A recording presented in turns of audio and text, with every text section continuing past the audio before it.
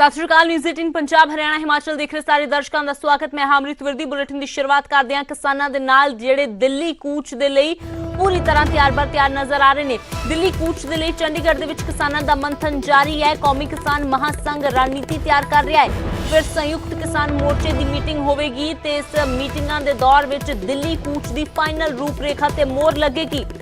देश भर तो किसानों ने दिल्ली दे लई कूच करना है। 26 ते 27 नवंबर ਨੂੰ ਦਿੱਲੀ 'ਚ ਪੱਕੇ ਮੋਰਚੇ ਦੀ ਤਿਆਰੀ ਹੈ। ਕੱਲ ਦੱਸ ਦਈਏ ਕਿ ਪੰਜਾਬ ਦੀਆਂ 30 ਕਿਸਾਨ ਜਥੇਬੰਦੀਆਂ ਨੇ ਬੈਠਕ ਕੀਤੀ ਸੀ, ਜਦਕਿ ਅੱਜ ਪੂਰੇ ਦੇਸ਼ ਦੇ ਕਿਸਾਨ ਇਕੱਠੇ ਹੋਏ ਨੇ। ਜਥੇਬੰਦੀਆਂ ਦੇ ਆਗੂ ਨੁਮਾਇੰਦੇ ਇਕੱਠੇ ਹੋਏ ਨੇ ਤੇ ਅੱਜ ਪੱਕੀ ਰਣਨੀਤੀ ਤਿਆਰ ਕੀਤੀ ਜਾ ਰਹੀ ਹੈ। ਸਿੱਧਾ ਰੁਕ ਕਰਦੇ ਹਾਂ ਅਰਸ਼ਦੀਪ ਅਰਸ਼ੀ ਮੇਰੇ ਸਹਿਯੋਗੀ ਲਾਈਵ जुड़े हुए ने। तो अरशदीप फिलहाल किस तरह का माहौल है, क्योंकि किसान पूरी तरह जोश दे विच नजर आ रहे हैं कि हर हाल दे विच दिल्ली जाके ही रवांगे। जी बिल्कुल अमृत, एक पहला राष्ट्रीय किसान महासंघ की मीटिंग शुरू होने लगी है तो उस मीटिंग दे विच एक 11 मैंबरी कमेटी है जिहड़ी रणनीति तैयार करेगी कि देश भर दे विचों किसान ਵੱਖ-ਵੱਖ राज्यों तो किवें शामिल होणगे, किवें दिल्ली पहुंचणगे। तो उस तो बाद एक 7 मैंबरी कमेटी है संयुक्त किसान मोर्चा, उन्हां दी मीटिंग होवेगी जिथे ये गल्लां भी डिस्कस कीतियां जाणगियां ते उस तो बाद फाइनल जिहड़ा प्लान बनेगा। इत्थे तुसीं देख सकते हो कि दूसरे राज्यों तो भी, हरियाणे तो भी, दूसरे राज्यों तो भी जिहड़े किसान आगू ने वो पहुंचे ने। किहड़ी-किहड़ी जगह तो किसान आगू आए ने? देखो, मध्य प्रदेश तो बैठे ने, हरियाणा तो बैठे ने, इधर राजस्थान तो बैठे ने, यूपी तो बैठे ने। ਸਾਡੇ ਨਾਲ ਲਗਭਗ ਇੱਥੇ ਅੱਜ ਦੀ ਜਿਹੜੀ ਮੀਟਿੰਗ ਹੈ ਇਹਦੇ ਵਿੱਚ 182 ਕਿਸਾਨ ਸੰਗਠਨਾਂ ਦੀ ਇੱਕ ਕੋਰ ਕਮੇਟੀ ਬਣੀ ਹੈ 11 ਮੈਂਬਰਾਂ ਦੀ। ਉਹ 11 ਮੈਂਬਰਾਂ ਦੀ ਕੋਰ ਕਮੇਟੀ ਦੀ ਮੀਟਿੰਗ, ਮੰਨ ਲਓ ਇਹ 182 ਕਿਸਾਨ ਸੰਗਠਨਾਂ ਦੀ ਮੀਟਿੰਗ ਹੈ। ਇਹਦੇ ਵਿੱਚ ਵਿਚਾਰ ਚਰਚਾ ਹੋਣੀ ਔਰ ਜਿਹੜੀ ਪੰਜਾਬ ਦੀ ਕੱਲ ਮੀਟਿੰਗ ਦੇ ਵਿੱਚ ਫੈਸਲੇ ਲਏ ਗਏ ਨੇ ਉਹਨਾਂ ਦੇ ਉੱਤੇ ਵਿਚਾਰ ਕਰਕੇ ਅੰਦੋਲਨ ਨੂੰ ਕਿਵੇਂ ਅੱਗੇ ਤੋਰਨਾ ਹੈ, ਕਿਵੇਂ ਸਾਰੇ ਦੇਸ਼ ਤੋਂ ਕਿਸਾਨਾਂ ਨੇ ਅੰਦਰ ਆਉਣਾ, ਇਸ ਅੰਦੋਲਨ ਦੇ ਵਿੱਚ ਆਉਣਾ, ਦਿੱਲੀ ਵੱਲ ਨੂੰ ਆਉਣਾ, ਉਹ ਸਾਰੀ विचार चर्चा होनी है। एक आम तौर पर बात आ रही है कि पंजाब में ही शायद ये आंदोलन हो रहा है या हरियाणा में आंदोलन हो रहा है। आप मध्य प्रदेश से आए हैं या और भी किसान अलग अलग राज्यों से आए हैं, वहाँ पर क्या स्थिति है? क्या पंजाब में जिस तरीके का आंदोलन हो रहा है वैसी ही कोई प्रोटेस्ट वहाँ पे हो रहे हैं या वैसा ही विरोध जैसे दिल्ली आप जाएंगे तो कर पाएंगे? देखिए, विरोध पूरे देश में हो रहा है। ऐसा नहीं है कि पंजाब का किसान अकेला है। पंजाब का किसान नहीं, पूरे देश का किसान एक साथ। तरीके अलग अलग हैं। मेरे यहाँ भी 1.5 महीने से अवेयर कैंपेन चल रहा है पूरे मध्य प्रदेश में, जिसमें एक बड़ी संख्या में मध्य प्रदेश के 323 विकास खंडों में हम लोग समझा रहे हैं, क्योंकि अध्यादेश किसान की समझ में बहुत जल्दी से नहीं आता है। तो हमारा पहला काम ये है किसान को अवेयर करना, बताना कि अध्यादेश क्या है। और उसके बाद में फिर अलग राज्य, कर्नाटका में हो रहा है, केरला में हो रहा है, राजस्थान में चल रहा है। तो ये अध्यादेश एक कठिन विषय है। पंजाब के किसानों ने जल्दी समझा इसको और उन्होंने देश को नेतृत्व भी दिया है कि भाई ये हमारे मौत का फरमान है, इसके खिलाफ हमको लड़ाई लड़ना पड़ेगी, देश का किसान बचेगा नहीं। तो अभी भी इस बैठक में लगभग पूरे भारत के किसान संगठनों की जो मुख्य चुने प्रतिनिधि हैं वो आए हुए हैं। जी, तो हरियाणा तो भी किसान आगू आए हुए ने। वार-वार गल आ रही है कि हरियाणा दे विच क्योंकि बीजेपी की सरकार है तो उत्थे हो सकता है, रोकया जा सकता है जिस तरीके नाल पंजाब तो अगर किसान जाणगे। हरियाणा के किसानों का इस दे उत्ते की कहना है कि दिल्ली जाया जाएगा कि पंजाब दे नाल जिहड़े हरियाणे के किसान ने वो दिल्ली एंटर करेंगे? देखिए, हरियाणा दिल्ली से सटा हुआ इलाका है तो उसमें जाने में कोई दिक्कत तो है नहीं। उसके बॉर्डर तक तो हम पहुंच जाएंगे। आगे केंद्र सरकार नहीं जाने देगी तो वहाँ हमारा एरिया है, अपने एरिया में हम भी अपना काम करेंगे। और जितने पंजाब के भाई या दूसरे स्टेटों के भाई हरियाणा के यहाँ से गुजरेंगे उनके साथ हम तन मन धन से मतलब उनके साथ रहेंगे और मजबूती से उनको आगे बढ़ाने की कोशिश करेंगे। और ये एक राष्ट्रव्यापी आंदोलन बन चुका है। इसमें ये नहीं है कि किसान है, इसमें हर वर्ग इसमें इकट्ठा हो चुका है और सबके मन में ये आ गया क्या भाई हम इससे मतलब नुकसान में जाएंगे और अमीर आदमियों के चुगल से हमने छूटने के लिए अब हमारा अंतिम एक ये ऐसी लड़ाई है जिसको हम पूरे राष्ट्र में लेकर और केंद्र सरकार पे दबाव बनाएंगे। ਤਾਂ ਅੰਮ੍ਰਿਤ ਅੰਤਿਮ ਲੜਾਈ ਦੱਸਿਆ ਗਿਆ ਹੈ ਕਿ ਇਹ ਅੰਤਿਮ ਅਰਸ਼ਦੀਪ, ਲੜਾਈ ਇੱਕ ਹੈਗੀ ਹੈ। ਹੋਰ ਦੂਸਰਾ ਜਿਹੜੀ ਇਹਨਾਂ ਇੱਕ ਦੇ ਗੱਲ ਆ ਕੋਲੋਂ ਰਹੀ ਹੈ ਜਾਣੋ ਕਿ ਅੱਜ ਜੋ ਮੀਟਿੰਗਾਂ ਦਾ ਦੌਰ ਹੈ ਉਸ ਦੇ ਵਿੱਚ ਦਿੱਲੀ ਜਾਣ ਦੇ ਬਾਰੇ ਤਾਂ ਰਣਨੀਤੀ ਬਣਾਈ ਹੀ ਜਾਵੇਗੀ, ਪਰ ਕੀ ਟ੍ਰੇਨਾਂ ਦੇ ਮੁੱਦੇ ਤੇ ਦੁਬਾਰਾ ਕੋਈ ਵਿਚਾਰ ਕੀਤਾ ਜਾ ਸਕਦਾ ਹੈ ਕਿਸਾਨਾਂ ਦੇ ਵੱਲੋਂ? ਕਿਉਂਕਿ ਕਿਸਾਨ ਬੇਸ਼ੱਕ ਕਹਿ ਰਹੇ ਨੇ ਕਿ ਅਸੀਂ ਮਾਲ ਗੱਡੀਆਂ ਦੇ ਲਈ ਰਾਹ ਰੋਕਿਆ ਹੈ, ਖੋਲ ਦਿੱਤਾ ਹੈ, ਤੇ ਉਸ ਤੋਂ ਬਾਅਦ ਅਸੀਂ ਵਿਚਾਰ ਕਰਾਂਗੇ, ਪਰ ਉਹ ਕੀ ਵਿਚਾਰ ਹੁਣ ਪਹਿਲਾਂ ਕਰ ਰਹੇ ਨੇ? ਕਿਉਂਕਿ ਸੈਂਟਰ ਸਿੱਧਾ ਇਸ ਗੱਲ ਤੇ ਅੜਿਆ ਹੋਇਆ ਹੈ ਕਿ ਜਦੋਂ ਤੱਕ ਪੈਸੇਂਜਰ ਟ੍ਰੇਨਾਂ ਨਹੀਂ ਉਦੋਂ ਤੱਕ ਮਾਲ ਗੱਡੀਆਂ ਵੀ ਨਹੀਂ। ਇੱਕ ਆਖਰੀ ਜਿਹੜਾ ਸਵਾਲ ਹੈਗਾ ਤੁਹਾਡੇ ਤੋਂ, ਜਿਹੜਾ ਕੱਲ ਵੀ ਮੰਗ ਕੀਤੀ ਗਈ ਸੀ ਕਿ ਪੈਸੇਂਜਰ ਟ੍ਰੇਨਾਂ ਨੂੰ ਰਾਹਤ ਦਿੱਤੀ ਜਾਵੇ, ਤੇ ਉਸ ਦੇ ਉੱਤੇ ਤੁਹਾਡਾ ਇਹ ਆਇਆ ਸੀਗਾ ਕਿ ਮਾਲ ਗੱਡੀਆਂ ਨੂੰ ਅਗਰ ਕੇਂਦਰ ਸਰਕਾਰ ਇਜਾਜ਼ਤ ਦਿੰਦੀ ਹੈ ਉਸ ਤੋਂ ਬਾਅਦ ਸੋਚਿਆ ਜਾਊਗਾ। ਅੱਜ ਦੀ ਜਿਹੜੀ ਮੀਟਿੰਗ ਹੈਗੀ ਹੈ ਕਿ ਇਸ ਦੇ ਵਿੱਚ ਉਸ ਦੇ ਉੱਤੇ ਕੋਈ ਗੱਲ ਹੋਣੀ ਹੈ? ਨਹੀਂ, ਅੱਜ ਦੀ ਮੀਟਿੰਗ ਦਾ ਇਹ ਏਜੰਡਾ ਨਹੀਂ ਹੈ। ਅੱਜ ਦੀ ਮੀਟਿੰਗ ਦਾ ਕੇਵਲ ਏਜੰਡਾ ਇਹ ਹੈ ਕਿ ਅਸੀਂ ਰਣਨੀਤੀ ਕਿਸ ਤਰ੍ਹਾਂ ਮਤਲਬ ਤੈਅ ਕਰਨੀ ਹੈ, ਕਿਵੇਂ ਅਸੀਂ ਦਿੱਲੀ ਦੇ ਵਿੱਚ ਜਾਣਾ ਹੈ, ਕਿਸ ਤਰ੍ਹਾਂ ਲੋਕਾਂ ਨੇ ਮਤਲਬ 4 ਸਵੇਰੋਂ ਦਿੱਲੀ ਦਾ ਘਿਰਾਓ ਕਰਨਾ ਹੈ। ਅੱਜ ਦੇ ਅੰਦੋਲਨ ਦਾ ਸਿਰਫ ਇਹੀ ਪਾਰਟ ਹੈ, ਉਹਦੇ ਨਾਲ ਇਹਦਾ ਕੋਈ ਸੰਬੰਧ ਨਹੀਂ ਹੈ।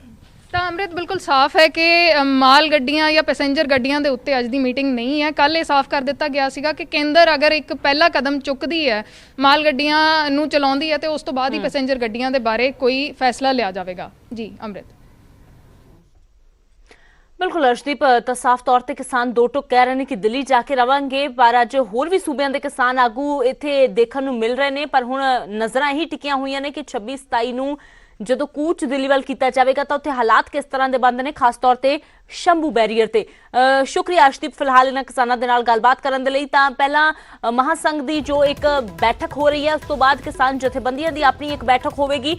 ਸਿਰਫ ਪੰਜਾਬ ਹੀ ਨਹੀਂ ਬਲਕਿ ਹਰਿਆਣਾ, ਰਾਜਸਥਾਨ, ਉੱਤਰ ਪ੍ਰਦੇਸ਼, ਮੱਧ ਪ੍ਰਦੇਸ਼ ਤੋਂ ਵੀ ਕਿਸਾਨ ਆਗੂ ਪਹੁੰਚੇ ਹੋਏ ਨੇ ਤੇ ਕਹਿ ਰਹੇ ਨੇ ਕਿ ਸਿਰਫ ਪੰਜਾਬ ਦੇ ਵਿੱਚ ਹੀ ਨਹੀਂ ਬਲਕਿ ਪੂਰੇ ਦੇਸ਼ ਦੇ ਵਿੱਚ ਵਿਰੋਧ ਹੋ ਰਿਹਾ ਹੈ ਤੇ ਪੂਰੇ ਦੇਸ਼ ਦਾ ਕਿਸਾਨ ਇਹਨਾਂ ਖੇਤੀ ਕਾਨੂੰਨਾਂ ਦੇ ਖਿਲਾਫ ਹੈ ਤੇ ਜਦੋਂ ਤੱਕ ਇਹ ਕਾਨੂੰਨ ਵਾਪਸ ਨਹੀਂ ਹੁੰਦੇ ਉਦੋਂ ਤੱਕ ਇਹ ਸੰਘਰਸ਼ ਜਾਰੀ ਰਹੇਗਾ ਤੇ ਅੱਜ ਦੀ ਮੀਟਿੰਗਾਂ ਦੇ ਦੌਰ ਦੇ ਵਿੱਚ ਦਿੱਲੀ ਜਾਣ ਦੀ ਰਣਨੀਤੀ ਬਣਾਈ ਜਾਵੇਗੀ।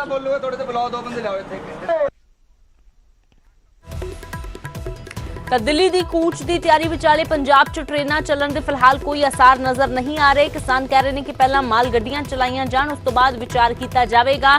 ਪਰ ਉਧਰ ਕੈਪਟਨ ਅਮਰਿੰਦਰ ਸਿੰਘ ਕਹਿ ਰਹੇ ਨੇ ਕਿ ਪੰਜਾਬ ਦਾ ਭਵਿੱਖ ਦਾਅ ਤੇ ਨਹੀਂ ਲਾਇਆ ਜਾ ਸਕਦਾ। ਕਿਸਾਨਾਂ ਦੀ ਗੱਲ ਹੈ, ਦੂਜੇ ਪਾਸੇ ਕੇਂਦਰ ਦੀ ਸ਼ਰਤ ਹੈ।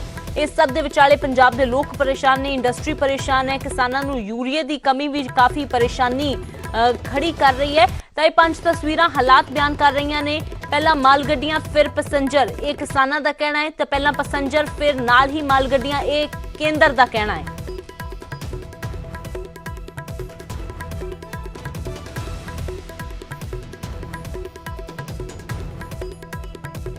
ਦੱਸ ਦਈਏ ਕਿ 26 ਅਤੇ 27 ਨਵੰਬਰ ਨੂੰ ਕਿਸਾਨਾਂ ਦੇ ਵੱਲੋਂ ਦਿੱਲੀ ਕੂਚ ਦਾ ਪ੍ਰੋਗਰਾਮ ਬਣਾਇਆ ਗਿਆ ਹੈ।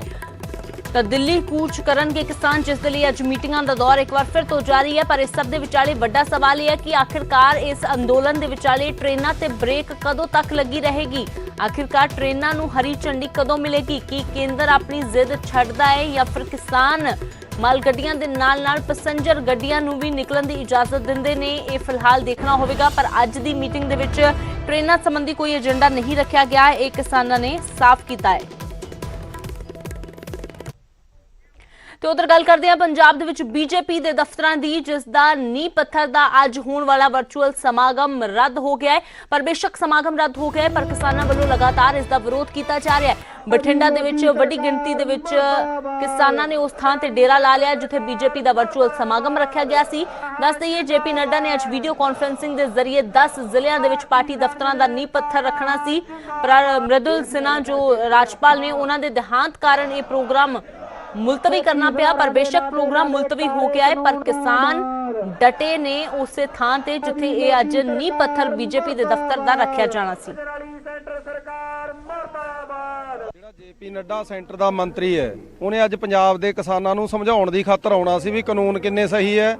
ਜਦੋਂ ਸਾਨੂੰ ਭਿਣਕ ਪੈ ਗਈ ਇਸ ਗੱਲ ਦੀ ਵੀ ਜੇਪੀ ਨੱਡਾ ਆ ਰਿਹਾ ਹੈ, ਅਸੀਂ ਤੜਕੇ ਉੱਠ ਕੇ ਸੁਨੇਹੇ ਲਾਏ ਆ। ਕਿਸੇ ਨੇ ਚਾਹ ਪੀਤੀ ਹੈ, ਕਿਸੇ ਨੇ ਨਹੀਂ ਪੀਤੀ। ਉਹਦਾ ਜਿਹੜਾ ਆਹ ਟੈਂਟ ਲੱਗਿਆ ਹੋਇਆ ਹੈ, ਉਹ 'ਚੋਂ ਸਮਾਨ ਚੱਕਣ ਲੱਗ ਗਏ ਜਦੋਂ ਅਸੀਂ ਆਏ ਆ। ਤੇ ਇਹਦਾ ਵਿਰੋਧ ਅਸੀਂ ਇਸ ਹੱਦ ਤੱਕ ਦਰਜ ਕਰਾਵਾਂਗੇ ਵੀ ਬੀਜੇਪੀ ਦੀ ਸਰਕਾਰ ਦੇ ਕੰਨ ਕਰਾ ਦਿਆਂਗੇ। ਪੰਜਾਬ ਦੀ ਧਰਤੀ ਤੇ ਪੈਰ ਧਰਨ ਤੋਂ ਪਹਿਲਾਂ ਉਹ ਸੋਚਣ ਉਹ ਕਾਨੂੰਨ ਰੱਦ ਕਰਦੇ ਆ ਕਿ ਨਹੀਂ ਕਰਦੇ, ਨਹੀਂ ਬਹੁਤ ਤਿੱਖੇ ਵਿਰੋਧ ਖੜੇ ਹੋਣਗੇ। ਇਸ ਕਰਕੇ ਕਿਉਂਕਿ ਇਹਨਾਂ ਨੇ ਮਤਲਬ ਕਿਸਾਨਾਂ ਨਾਲ ਬਹੁਤ ਵੱਡਾ ਧੋਖਾ ਕੀਤਾ। ਜਿਹੜੇ ਕਾਰਪੋਰੇਟ ਸੈਕਟਰ ਪਹਿਲਾਂ ਮਤਲਬ ਪੰਜਾਬ ਦੇ ਵਿੱਚ ਆ ਕੇ ਟੋਲ ਪਲਾਜ਼ੇ ਲਾ ਕੇ ਵੱਡੇ ਰਿਲਾਇੰਸ ਮਾਰਟ ਖੋਲ ਕੇ ਸਾਡੀ ਲੁੱਟ ਕਰ ਰਹੇ ਆ, ਹੁਣ ਉਹ ਸਾਡੀ ਖੇਤੀ ਨੂੰ ਉਜਾੜਨ ਵਾਸਤੇ ਸਾਡੇ 'ਚ ਉਤਾਰ ਰਹੇ ਆ। ਇਸ ਕਰਕੇ ਅਸੀਂ ਲਗਾਤਾਰ ਪਿਛਲੇ 4.5 सूरजपान मेरे सहयोगी ज्यादा जानकारी ਲਈ जुड़े ने। तो सूरज, बेशक बीजेपी का प्रोग्राम वर्चुअल तो रद्द हो गया, पर किसान पूरी तरह पहला ही डटे हुए ने। फिलहाल की कुछ कहा जा रहा है किसानों के वलों? बिल्कुल, बेशक बीजेपी ने रात ही प्रोग्राम ਜਿਹੜਾ ਰੱਦ ਕਰ ਦਿੱਤਾ ਸੀਗਾ और सुबह पता लग गया ਸੀ कि प्रोग्राम ਰੱਦ ਹੈ, ਪਰ ਦੂਸਰੇ ਪਾਸੇ ਜਿਹੜੇ ਕਿਸਾਨ ਨੇ ਉਹ ਆਪਦੀ ਜਿੱਤ ਢੇੜੇ ਹੋਏ ਨੇ। ਕਹਿ ਰਹੇ ਨੇ ਕਿ ਬੀਜੇਪੀ ਦੇ ਕਿਤੇ ਕਿਤੇ ਪ੍ਰੋਗਰਾਮ ਹੋਣਗੇ, ਜੇ ਕੋਈ कार्यक्रम ਹੋਏਗਾ ਉੱਥੇ ਉਹਦਾ ਡਟ ਕੇ ਵਿਰੋਧ ਕੀਤਾ ਜਾਏਗਾ। ਹਾਲਾਂਕਿ ਜਿਹੜਾ ਪ੍ਰੋਗਰਾਮ ਸੀਗਾ ਦਿਨੇ 11:30 ਵਜੇ ਰੱਖਿਆ ਗਿਆ ਸੀ, ਬਕਾਇਦਾ ਟੈਂਟ ਲੱਗ ਚੁੱਕੇ ਸੀਗੇ ਔਰ ਸਾਫ਼ ਸਫਾਈ ਹੋ ਚੁੱਕੀ ਸੀ। ਪਰ ਜਦੋਂ ਕਿਸਾਨਾਂ ਨੂੰ ਇਸ ਗੱਲ ਦਾ ਪਤਾ ਲੱਗਾ ਕਿ ਆਖਿਰਕਾਰ ਇੱਥੇ ਪ੍ਰੋਗਰਾਮ ਹੋ ਰਿਹਾ, ਕਿਸਾਨਾਂ ਕੋਲ ਇੰਟੀਮੇਸ਼ਨ ਇਹ ਸੀ ਕਿ ਜੇਪੀ ਨੱਡਾ ਖੁਦ ਇੱਥੇ ਬਠਿੰਡਾ ਆ ਰਹੇ ਨੇ। ਤਾਂ ਕਿ ਕਿਸਾਨ ਗੁੱਸੇ ਦੇ ਵਿੱਚ ਸੀ ਤੇ ਕਿਸਾਨ ਮੌਕੇ ਤੇ ਪਹੁੰਚ ਕੇ ਉਸ ਜਗ੍ਹਾ ਦੇ ਉੱਪਰ ਜਾ ਕੇ ਬੈਠ ਕੇ ਧਰਨਾ ਮਲ ਕੇ ਬੈਠ ਗਏ। ਤੇ ਕਿਸਾਨ ਕਹਿ ਰਹੇ ਨੇ ਕਿ ਸਿਰਫ ਇਹ ਤਾਂ ਚਲੋ ਵਰਚੁਅਲ ਪ੍ਰੋਗਰਾਮ ਸੀ, ਸਾਨੂੰ ਪਤਾ ਲੱਗਿਆ ਕਿ ਰੱਦ ਹੋ ਗਿਆ, ਪਰ ਕਿਤੇ ਨਾ ਕਿਤੇ ਜਾਏ ਕਿਸਾਨ ਜਥੇਬੰਦੀ ਕਹਿ ਰਹੇ ਨੇ ਕਿ ਪੰਜਾਬ ਦੇ ਵਿੱਚ ਕਿਤੇ ਵੀ ਭਾਜਪਾ ਦਾ ਪ੍ਰੋਗਰਾਮ ਹੋਵੇ ਉਸ ਪ੍ਰੋਗਰਾਮ ਦਾ ਡਟ ਕੇ ਵਿਰੋਧ ਕੀਤਾ ਜਾਏਗਾ। ਉਨੀ ਦੇਰ ਜਿੰਨੀ ਦੇਰ ਕਿਸਾਨਾਂ ਦੇ ਜਿਹੜੇ ਇਹ ਬਿੱਲ ਨੇ ਕੇਂਦਰ ਸਰਕਾਰ ਨੇ ਉਹ ਰੱਦ ਨਹੀਂ ਕਰਦੇ, ਉਨੀ ਦੇਰ ਕੋਈ ਵੀ ਭਾਜਪਾ ਦਾ ਲੀਡਰ ਹੈ, ਚਾਹੇ ਕੋਈ ਵੀ ਹੋਵੇ, ਚਾਹੇ ਦਫ਼ਤਰ ਹੋਵੇ, ਉਸੇ ਡਟ ਕੇ ਵਿਰੋਧ ਕਰਾਂਗੇ ਤੇ ਉਸ ਨੂੰ ਪੰਜਾਬ ਦੇ ਵਿੱਚ ਨਿਕਲ ਨਹੀਂ ਦੇਵਾਂਗੇ। जी सूरज, शुक्रिया फिलहाल इस तमाम जानकारी दे लई। तां किसानां दे वल्लों उस जगह ते डेरा लगा लिया गया जिथे बीजेपी दे दफ्तर दा नींह पत्थर रखिया जाना सी। किसानां ने साफ तौर ते कहा कि बीजेपी दे किसी भी दफ्तर दा उद्घाटन पंजाब दे विच नहीं होण दित्ता जावेगा। सरकार मुर्दाबाद, गुजराती सेंटर सरकार मुर्दाबाद। जिंदा ते गल करदे हां बीजेपी आगू हरजीत गरेवाल दी, जिन्हां न्यूज़ 18 ते माफी मंगी है। सिर अकाल तख्त साहिब के जथेदार नूं लैके जो बयान हरजीत गरेवाल दे वल्लों कल दिता गया उस नूं लैके उन्हां माफी मंगी है कि हाँ मानसिक तौर ते बीमार वाले बयान दे लई माफी मंगदा हाँ। जथेदार नूं जेकर मेरे शब्दां नाल ठेस पहुंची है तो मैं उस लई माफी मंगदा हाँ, पर जथेदार अकाली दल दे बुलारे ने इस बयान ते अजे भी हरजीत गरेवाल कायम ने। उन्होंने कहा जथेदार मेरे तो स्पष्टीकरण मंग सकते हैं, बतौर सिख हर धार्मिक सज़ा के लिए तैयार हाँ। अकाल तख्त का हुक्म सिर मथे है, पर अकाली दल के बुलारे बन के जथेदार बयान दे रहे हैं, इस गल ते मैं अजे भी कायम हाँ।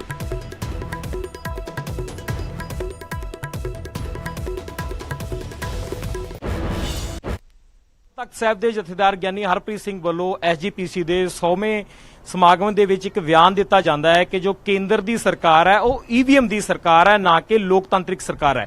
ਇਸ ਬਿਆਨ ਤੋਂ ਬਾਅਦ ਅਕਾਲੀ ਦਲ ਉਹਨਾਂ ਦੇ ਬਿਆਨ ਦਾ ਜ਼ਰੂਰ ਸਮਰਥਨ ਕਰਦਾ। ਉਹਨਾਂ ਦਾ ਕਹਿਣਾ ਹੈ ਕਿ ਅਸੀਂ ਜਥੇਦਾਰ ਸਾਹਿਬ ਦੇ ਬਿਆਨ ਤੇ ਫੁੱਲ ਚੜਾਉਨੇ ਆ, ਪਰ ਦੂਜੇ ਪਾਸੇ तमाम ਰਾਜਨੀਤਿਕ ਪਾਰਟੀਆਂ ਉਹਨਾਂ ਦਾ ਵਿਰੋਧ ਕਰਦੀਆਂ ਨੇ। ਵਿਰੋਧ ਦਾ ਇੱਕ ਤਰੀਕਾ ਹੁੰਦਾ, ਪਰ ਇੱਕ ਆਗੂ ਸਨ ਬੀਜੇਪੀ ਦੇ ਹਰਜੀਤ ਗਰੇਵਾਲ, ਜਿਨ੍ਹਾਂ ਦੇ ਬਿਆਨ ਤੋਂ ਲੱਗਿਆ ਕਿ ਸ਼ਾਇਦ ਉਹਨਾਂ ਨੇ ਇੱਕ ਲਾਈਨ ਨੂੰ ਕ੍ਰਾਸ ਕਰ ਦਿੱਤਾ।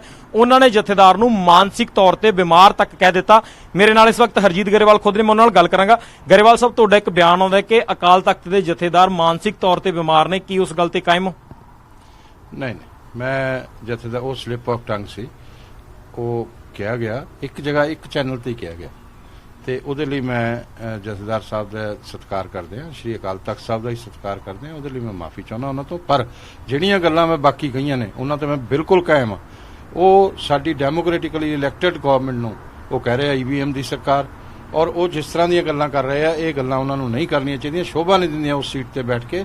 ਔਰ ਨਰਿੰਦਰ ਮੋਦੀ ਜੀ ਦੇਸ਼ ਦੇ ਪ੍ਰਧਾਨ ਮੰਤਰੀ ਨੇ ਔਰ ਦੁਨੀਆ 'ਚ ਉਹਨਾਂ ਨੇ ਸਤਿਕਾਰ ਵਧਾਇਆ ਦੇਸ਼ ਦਾ, ਔਰ ਜਿਸ ਤਰ੍ਹਾਂ ਸਰਹੱਦਾਂ ਦੀ ਰਾਖੀ ਕਰ ਰਹੇ ਨੇ, ਜਿਸ ਤਰ੍ਹਾਂ ਦੇਸ਼ ਦੇ ਅੰਦਰ ਡਿਵੈਲਪਮੈਂਟ ਹੋ ਰਹੀ ਹੈ, ਉਸ ਪ੍ਰਧਾਨ ਮੰਤਰੀ ਨੂੰ ਇਹ ਕਹਿਣਾ ਕਿ ਉਹ ਈਵੀਐਮ 'ਚੋਂ ਨਿਕਲਿਆ ਹੋਇਆ ਪ੍ਰਧਾਨ ਮੰਤਰੀ ਔਰ ਹੇਰਾਫੇਰੀ ਨਾਲ 15-20 ਸਾਲ ਹੋਰ ਵੀ ਰਹਿ ਸਕਦਾ, ਇਹ ਲੋਕਤੰਤਰ ਦਾ ਅਪਮਾਨ ਹੈ। ਸੰਵਿਧਾਨਿਕ ਸੰਸਥਾ ਜਿਹੜੀ ਹੈ ਲੋਕਤੰਤਰ ਦੀ ਇਲੈਕਸ਼ਨ ਕਮਿਸ਼ਨ ਆਫ ਇੰਡੀਆ, ਇਹ ਉਸ ਦਾ ਅਪਮਾਨ ਹੈ। ਉਹਨਾਂ ਨੂੰ ਇਹ ਨਹੀਂ ਕਰਨਾ ਚਾਹੀਦਾ। ਗਰੇਵਾਲ ਸਾਹਿਬ, ਤੁਸੀਂ ਜੋ ਮਾਨਸਿਕ ਤੌਰ ਤੇ ਬਿਮਾਰ ਕਿਹਾ ਸੀ ਉਸ ਲਈ ਤੁਸੀਂ ਮਾਫੀ ਮੰਗ ਲਈ, ਪਰ ਜੋ ਤੁਸੀਂ ਕਿਹਾ ਸੀ ਕਿ ਬਾਦਲ ਦਲ ਦੇ ਹੱਕ 'ਚ ਭੁਗਤ ਰਹੇ ਨੇ, ਉਸ ਗੱਲ ਤੇ ਤੁਸੀਂ ਅੱਜ ਵੀ ਕਾਇਮ ਹੋ? ਇੱਕ ਪਰਿਵਾਰ ਦਾ ਪੋਸ਼ਣ ਕਰਨ ਲਈ ਸਿੱਖ ਅਸੀਂ ਵੀ ਹਾਂ, ਸਿੱਖ ਬਾਕੀ ਵੀ ਨੇ, ਉਹਨਾਂ ਲਈ ਤਾਂ ਸਾਰੇ ਬਰਾਬਰ ਨੇ। ਸ਼੍ਰੀ ਅਕਾਲ ਤਖਤ ਸਾਹਿਬ ਲਈ ਮੈਂ ਜਿਹੜੀ ਗੱਲ ਕਹਿਣਾ ਹੁਣ ਵੀ ਕਹਿਣਾ, ਉਹ ਆਮ ਆਦਮੀ 'ਚ ਵੀ ਸਿੱਖ ਬੈਠੇ ਆ, ਬੀਜੇਪੀ 'ਚ ਵੀ ਸਿੱਖ ਬੈਠੇ ਆ, ਔਰ ਬਾਕੀ ਕਾਂਗਰਸ 'ਚ ਵੀ ਸਿੱਖ ਬੈਠੇ ਆ।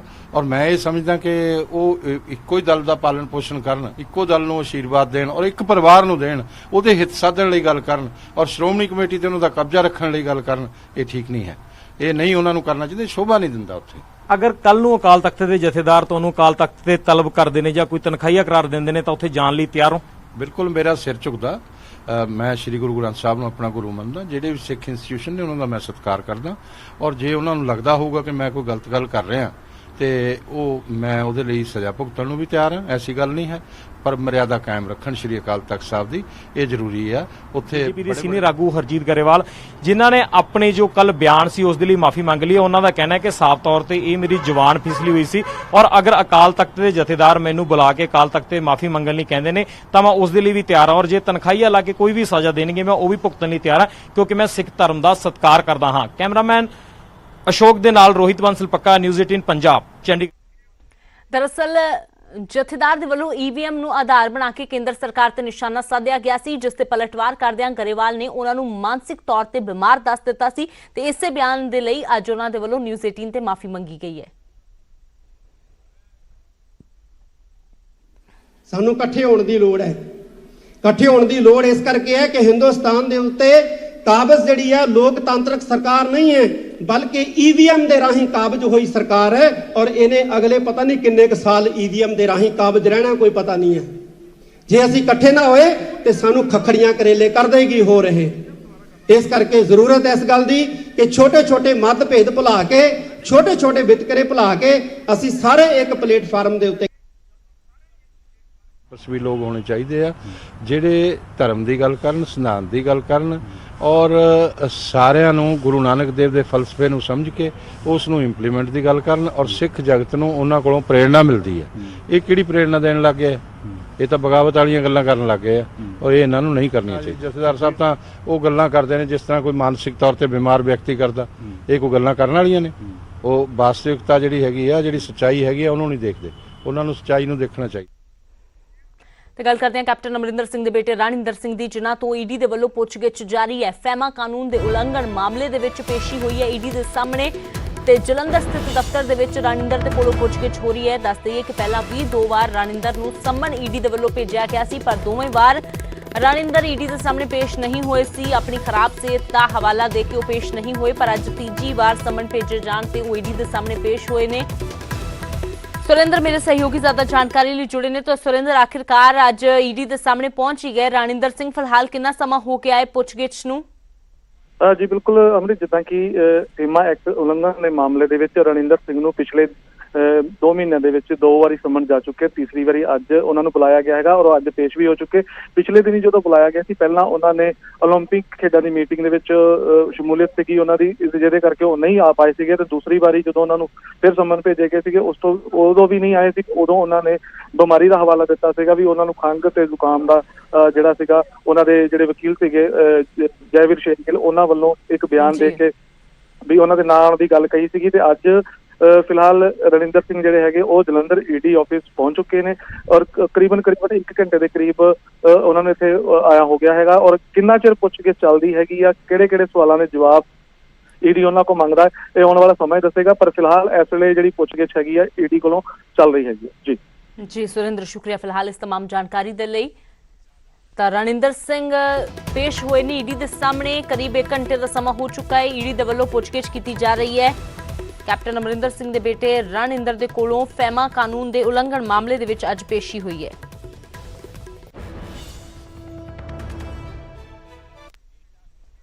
ਤੇ ਗੱਲ ਕਰਦੇ ਹਾਂ ਪੰਜਾਬੀ ਗਾਇਕ ਸਿੱਧੂ ਮੂਸੇਵਾਲਾ ਦੀ, ਜਿਹੜਾ ਇੱਕ ਵਾਰ ਫਿਰ ਤੋਂ ਵਿਵਾਦਾਂ ਦੇ ਵਿੱਚ ਹੈ। ਨਵਾਂ ਗੀਤ ਨਵਾਂ ਵਿਵਾਦ ਸਿੱਧੂ ਮੂਸੇਵਾਲੇ ਦਾ। ਹੁਣ ਨਵੇਂ ਗੀਤ ਬਾਈ ਬਾਈ ਨੂੰ ਲੈ ਕੇ ਵਿਵਾਦ ਹੋਇਆ ਹੈ। ਮੂਸੇਵਾਲਾ ਦੇ ਗੀਤ ਵਿੱਚ ਮੁਰਗਿਆਂ ਦੀ ਲੜਾਈ ਵਿਖਾਈ ਗਈ ਹੈ ਤੇ ਇਸੇ ਨੂੰ ਲੈ ਕੇ ਐਨੀਮਲ ਵੈਲਫੇਅਰ ਆਫ ਇੰਡੀਆ ਨੇ ਨੋਟਿਸ ਲਿਆ ਹੈ ਤੇ ਕੌਕ ਫਾਈਟ ਦਿਖਾਏ ਜਾਣ ਤੇ ਇਹ ਨੋਟਿਸ ਜਾਰੀ ਕੀਤਾ ਹੈ। ਮੂਸੇਵਾਲਾ ਦੇ ਗੀਤ ਦੇ ਵਿੱਚ ਮੁਰਗਿਆਂ ਦੀ ਲੜਾਈ ਦਿਖਾਈ ਗਈ ਹੈ, ਜਿਸ ਤੇ ਕੀ ਪਾਬੰਦੀ ਹੈ, ਪਰ ਬਾਵਜੂਦ ਇਸ ਦੇ ਸਿੱਧੂ ਮੂਸੇਵਾਲਾ ਦੇ ਵੱਲੋਂ ਇਹਨਾਂ ਨਿਯਮਾਂ ਦੀਆਂ ਧੱਜੀਆਂ ਉਡਾਉਂਦਿਆਂ ਕੌਕ ਫਾਈਟ ਦਿਖਾਈ ਗਈ, ਜਿਸ ਤੇ ਹੁਣ ਐਨੀਮਲ ਵੈਲਫੇਅਰ ਦੇ ਵੱਲੋਂ ਨੋਟਿਸ ਲਿਆ ਗਿਆ ਹੈ। ਮਨੋਜ ਰਾਠੀ ਮੇਰੇ ਸਹਿਯੋਗੀ ਜ਼ਿਆਦਾ ਜਾਣਕਾਰੀ ਲਈ ਜੁੜੇ ਨੇ। ਤਾਂ ਮਨੋਜ, ਨਵਾਂ ਗੀਤ ਤੇ ਨਵਾਂ ਵਿਵਾਦ ਸਿੱਧੂ ਮੂਸੇਵਾਲਾ ਦੇ ਲਈ ਕਹਿਣਾ ਕੁਝ ਗਲਤ ਨਹੀਂ ਹੋਵੇਗਾ? ਦੇਖੋ ਅੰਮ੍ਰਿਤ, ਇਹਦੇ ਵਿੱਚ ਹੁਣ 2 ਗੱਲਾਂ ਸਾਹਮਣੇ ਆ ਰਹੀਆਂ ਜਿਹੜੀ ਸਾਡੀ ਵੀ ਇਨਵੈਸਟੀਗੇਸ਼ਨ ਹੋਈ ਹੈ। ਪਹਿਲੀ ਗੱਲ ਤਾਂ ਇਹ ਹੈ ਕਿ ਜਿਹੜਾ ਹੁਣ ਇਹ Song ਹੈ ਬਾਈ ਬਾਈ, ਇਹਦੇ ਵਿੱਚ ਜਿਹੜੀ ਕੌਕ ਫਾਈਟ ਹੋਈ ਹੈ ਉਹ ਵੀ ਇਲੀਗਲ ਜਿਹੜੀ ਹੈ ਉਹ ਸਾਹਮਣੇ ਆ ਰਹੀ ਹੈ, ਜਿਹਦੇ ਵਿੱਚ ਹੁਣ ਚੋਕਆਊਟ ਨੋਟਿਸ ਵੀ ਜਿਹੜਾ ਹੈ ਉਹ ਜਾਰੀ ਕੀਤਾ ਗਿਆ ਹੈ। ਜਿਹੜੀ ਪ੍ਰੋਡਕਸ਼ਨ ਕੰਪਨੀ ਹੈ ਗੋਲਡ ਮੈਡਲ ਜਿਹੜੀ ਐਂਟਰਟੇਨਮੈਂਟ ਹੈ। ਦੂਜੀ ਗੱਲ ਇੱਕ ਹੋਰ ਸਾਹਮਣੇ ਆਈ ਹੈ, ਜਿਹਦੇ ਵਿੱਚ ਉਹਨਾਂ ਨੇ ਜਿਹੜੇ ਪ੍ਰੋਡਕਸ਼ਨ ਹਾਊਸ ਹੈ ਉਹਨਾਂ ਨੇ ਜਿਹੜਾ ਐਡਰੈਸ ਦਿੱਤਾ ਹੈ ਸੈਕਟਰ 17 ਦਾ, ਉੱਥੇ ਵੀ ਫਰਜ਼ੀ ਐਡਰੈਸ ਸਾਹਮਣੇ ਆ ਰਿਹਾ ਹੈ ਕਿ ਉੱਥੇ ਕਿਸੇ ਵੀ ਤਰ੍ਹਾਂ ਦੀ ਕੋਈ ਆਫਿਸ ਜਿਹੜਾ ਹੈਗਾ ਉਹ ਨਹੀਂ ਹੈ। 2 ਗੱਲਾਂ ਹੋ ਗਈ। ਜੇ ਅਗਰ ਉਹ ਇਨਵੈਸਟੀਗੇਸ਼ਨ 'ਚ ਫਰਜ਼ੀ ਪਾਇਆ ਜਾਂਦਾ ਹੈ ਤਾਂ ਉਹ ਉਹ ਵੀ ਮਾਮਲਾ ਜਿਹੜਾ ਹੈ 420 ਦਾ ਦਰਜ ਹੋ ਸਕਦਾ ਹੈ। ਦੂਜੀ ਗੱਲ, ਜਿਹੜਾ ਸ਼ੋ ਕਾਜ਼ ਨੋਟਿਸ ਦਿੱਤਾ ਉਹ ਹਫਤੇ ਦਾ ਟਾਈਮ ਦਿੱਤਾ ਤੇ ਹਫਤੇ ਤੋਂ ਅੰਦਰ ਜਿਹੜਾ ਵੀ ਜਵਾਬ ਜਿਹੜਾ ਸੈਟੀਸਫਾਈ ਆਨਸਰ ਜਿਹੜਾ ਨਹੀਂ ਦਿੱਤੇ ਉਹਦਾ ਖਿਲਾਫ ਕ੍ਰਿਮੀਨਲ ਐਕਸ਼ਨ ਜਿਹੜਾ ਹੈ ਉਹ ਹੋ ਸਕਦਾ ਹੈ ਤੇ ਉਹਨਾਂ ਖਿਲਾਫ ਮਾਮਲਾ ਵੀ ਦਰਜ ਹੋ ਸਕਦਾ ਹੈ, ਕਿਉਂਕਿ ਇਹ ਸਿੱਧੂ ਮੂਸੇਵਾਲਾ ਦਾ ਜਿਹੜਾ ਆਫੀਸ਼ੀਅਲੀ YouTube ਚੈਨਲ ਹੈ ਤੇ ਉਹਨੂੰ ਵੀ ਪਾਰਟੀ ਬਣਾਇਆ ਜਾ ਸਕਦਾ ਹੈ। ਤਾਂ ਕਿਤੇ ਨਾ ਕਿਤੇ ਹੁਣ ਸਿੱਧੂ ਮੂਸੇਵਾਲੇ ਦੀ ਜਿਹੜਾ ਮੁਸ਼ਕਿਲ ਹੈ ਉਹ ਕਿਤੇ ਨਾ ਕਿਤੇ ਵੱਧ ਸਕਦੀ ਹੈ। ਹਾਲਾਂਕਿ ਹੁਣ ਇਹਦਾ ਪੂਰਾ ਚੰਡੀਗੜ੍ਹ ਤੇ ਸੈਕਟਰ 17 ਪੁਲਿਸ ਸਟੇਸ਼ਨ 'ਚ ਵੀ ਇਹ ਕੰਪਲੇਂਟ ਦਿੱਤੀ ਸੀ, ਜਿਹਦੇ ਕਰਕੇ ਉਹਨਾਂ ਦਾ ਜਿਹੜਾ ਵੈਰੀਫਾਈ ਕੀਤਾ ਜਾ ਰਿਹਾ ਹੈ ਜਿਹੜਾ ਆਫਿਸ ਹੈ ਸੈਕਟਰ 17 ਦਾ, ਲੇਕਿਨ ਉੱਥੇ ਵੀ ਹੁਣ ਸਾਡੇ ਜਿਹੜੇ ਸੋਰਸ ਦੱਸ ਰਹੇ ਨੇ ਕਿ ਉਹ ਵੀ ਐਡਰੈਸ ਜਿਹੜਾ ਹੈਗਾ ਉੱਥੇ ਵੀ ਕਿਸੇ ਵੀ ਤਰ੍ਹਾਂ ਦਾ ਕੋਈ ਪ੍ਰੋਡਕਸ਼ਨ ਹਾਊਸ ਨਹੀਂ ਹੈ। ਇਹਦਾ ਮਤਲਬ ਇਹੀ ਹੈ ਕਿ ਫਰਜ਼ੀ ਤਰੀਕੇ ਨਾਲ ਇਹ ਕੰਮ ਕੀਤਾ ਗਿਆ। ਹਾਲਾਂਕਿ ਹੁਣ ਇਨਵੈਸਟੀਗੇਸ਼ਨ ਕੀਤੀ ਜਾ ਰਹੀ ਹੈ, ਸ਼ੋ ਕਾਜ਼ ਨੋਟਿਸ ਦਿੱਤਾ ਗਿਆ ਹੈ ਤੇ ਇੱਕ ਹਫ਼ਤੇ ਦੇ ਬਾਅਦ ਇੱਕ ਕ੍ਰਿਮੀਨਲ ਐਕਸ਼ਨ ਜਿਹੜਾ ਹੈ ਉਹ ਹੋ ਸਕਦਾ ਹੈ। अमृत जी मनोज, शुक्रिया फिलहाल इस तमाम जानकारी दे लई। तां सिद्धू मूसेवाला ਦੀਆਂ ਮੁਸ਼ਕਲਾਂ ਇੱਕ ਵਾਰ ਫਿਰ ਤੋਂ ਵੱਧਦੀਆਂ ਹੋਈਆਂ ਨਜ਼ਰ ਆ ਰਹੀਆਂ ਨੇ। ਨਵੇਂ ਗੀਤ ਬਾਈ ਬਾਈ ਦੇ ਨਾਲ ਨਵਾਂ ਵਿਵਾਦ ਮੂਸੇਵਾਲਾ ਦੇ ਨਾਲ ਜੁੜ ਗਿਆ ਹੈ। ਗਾਣੇ ਦੇ ਵਿੱਚ ਮੁਰਗਿਆਂ ਦੀ ਲੜਾਈ ਦਿਖਾਏ ਜਾਣ ਤੇ ਐਨੀਮਲ ਵੈਲਫੇਅਰ ਦੇ ਵੱਲੋਂ ਨੋਟਿਸ ਲਿਆ ਗਿਆ ਹੈ।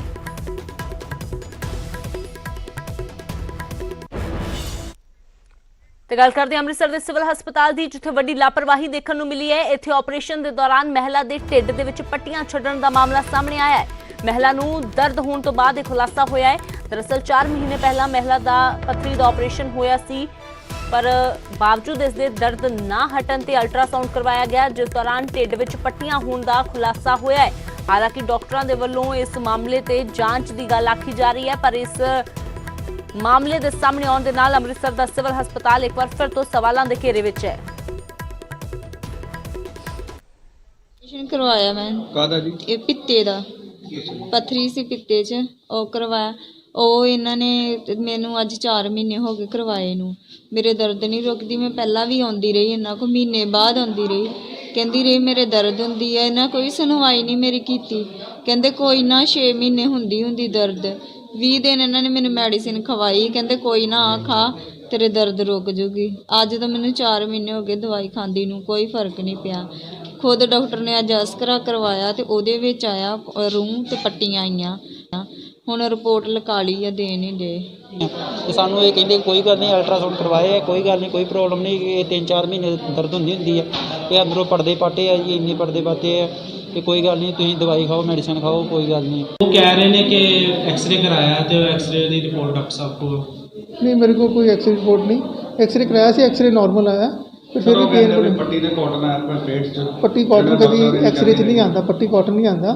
रेडियो पेक चीज़ होती है जी, मतलब एक्सरे च आ जाती है, रेडियो पेक होती है, तो एक्सरे फिल्म लगी होती है, वो आती है।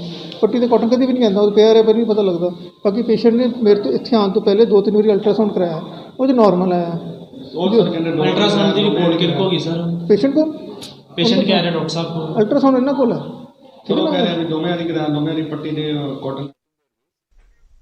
ਤੇ ਖਬਰ ਜਲੰਧਰ ਦੇ ਪ੍ਰਤਾਪ ਬਾਗ ਤੋਂ, ਜਿੱਥੇ ਦਿਨੇ ਦਿਹਾੜੇ ਗਵਾਂਢੀ ਦੁਕਾਨਦਾਰ ਦਾ ਕਤਲ ਕਰ ਦਿੱਤਾ ਗਿਆ। ਦੁਕਾਨਦਾਰ ਨੇ ਆਪਣੇ ਸਾਥੀਆਂ ਨਾਲ ਮਿਲ ਕੇ ਗਵਾਂਢੀ ਦੁਕਾਨਦਾਰ ਦੇ ਕਤਲ ਦੀ ਵਾਰਦਾਤ ਨੂੰ ਅੰਜਾਮ ਦਿੱਤਾ। ਪੀੜਿਤ ਪਰਿਵਾਰ ਮੁਤਾਬਕ ਉਸ ਦਾ ਪਿਤਾ ਨਾਨ ਵੇਚਣ ਦਾ ਕੰਮ ਕਰਦਾ ਸੀ ਤੇ ਸਵੇਰੇ ਉਸ ਦੇ ਪਿਤਾ ਨਾਲ ਦੁਕਾਨਦਾਰ ਦੀ ਮਾਮੂਲੀ ਤਕਰਾਰ ਹੋ ਗਈ, ਜਿਸ ਤੋਂ ਬਾਅਦ ਗਵਾਂਢੀ ਦੁਕਾਨਦਾਰ ਨੇ ਸਾਥੀਆਂ ਨਾਲ ਮਿਲ ਕੇ ਉਸ ਦੇ ਪਿਤਾ ਤੇ ਹਮਲਾ ਕਰ ਦਿੱਤਾ। ਤੇ ਇਸ ਦੇ ਵਿੱਚ ਲੜਕੇ ਨੇ ਦੱਸਿਆ ਕਿ ਉਸ ਦੇ ਪਿਤਾ ਗੰਭੀਰ ਜ਼ਖਮੀ ਹੋ ਗਏ ਤੇ ਹਸਪਤਾਲ ਦੇ ਵਿੱਚ ਡਾਕਟਰਾਂ ਨੇ ਉਹਨਾਂ ਨੂੰ ਮ੍ਰਿਤ ਐਲਾਨ ਦਿੱਤਾ। ਪੁਲਿਸ ਨੇ ਮੁਲਜ਼ਮਾਂ ਤੇ ਮਾਮਲਾ ਦਰਜ ਕਰਕੇ ਫਿਲਹਾਲ ਉਹਨਾਂ ਦੀ ਭਾਲ ਸ਼ੁਰੂ ਕਰ ਦਿੱਤੀ ਹੈ, ਕਿਉਂਕਿ ਮੁਲਜ਼ਮ ਘਟਨਾ ਤੋਂ ਬਾਅਦ ਫਰਾਰ ਦੱਸੇ ਜਾ ਰਹੇ ਨੇ। ਆਪਣੇ ਨਾਂ ਦੀ ਸ਼ੋਪ ਹੈ ਪ੍ਰਤਾਪ ਬਾਗ ਦੇ ਕੋਲ। ਸਾਡੇ ਗਵਾਂਢੀਆਂ ਨੇ ਨਾ, ਉਹਨਾਂ ਦੀ ਸਾਈਕਲਾਂ ਦਾ ਕੰਮ ਹੈ। ਉਹਨਾਂ ਨੇ ਸਵੇਰੇ ਫਾਦਰ ਸਾਹਿਬ ਮੇਰੇ ਚੌਕ ਤੇ ਇਕੱਲੇ ਹੁੰਦੇ ਆ, ਉਹਨਾਂ ਨੇ ਫਾਦਰ ਸਾਹਿਬ ਤੇ ਇਕੱਲੇ ਤੇ ਹਮਲਾ ਕੀਤਾ ਤੇ ਉਹਨਾਂ ਦੀ ਇਸ ਵੇਲੇ ਹੋ ਚੁੱਕੀ ਡੈਥ।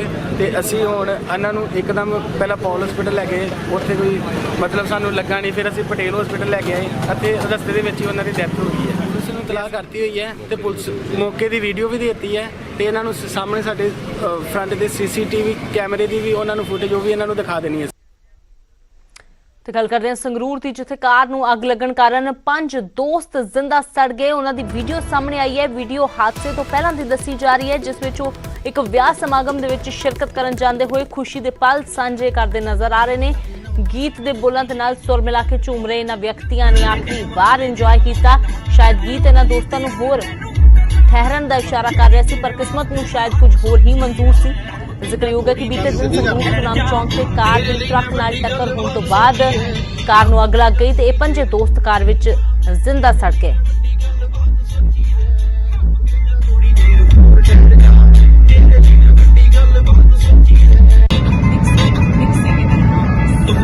ਛੁੱਟੀ ਜਿਹੀ ਚੀਜ਼ ਮੰਗਦਾ ਲੰਘਣ ਦੇ ਟਾਈਮ ਹਾਲੇ ਜਿਹੜਾ ਲੰਘਦਾ